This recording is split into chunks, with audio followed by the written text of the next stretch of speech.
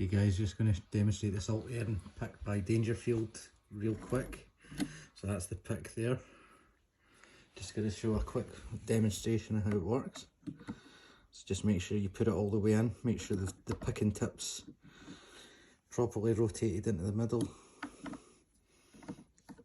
and just make sure you get that into the keyway properly. It will only go in one way.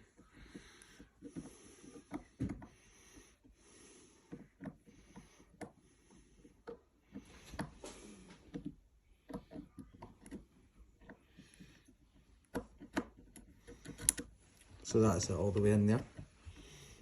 So apply a little bit of tension through these lugs here and pull the back out like such.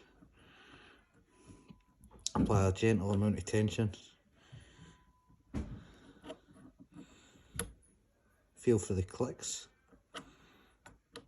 Try not to be too rough with them, because this can be quite delicate. There we go, that's it open already.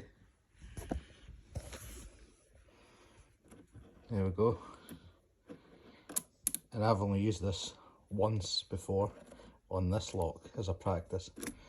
So that's the Dangerfield Ultion pick right there.